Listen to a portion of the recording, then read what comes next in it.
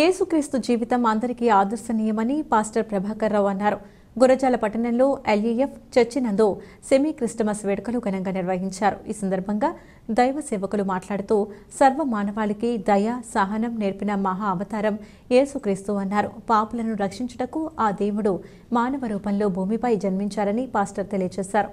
సంఘ విశ్వాసులు యేసుక్రీస్తు పాటలను పాడి యేసు నామమును స్మరించారు. అనంతరం భారీ కేక్ను కట్ చేసి ముందస్తు క్రిస్మస్ శుభాకాంక్షలు ఒకరికి ఒకరు తెలియజేసుకున్నారు.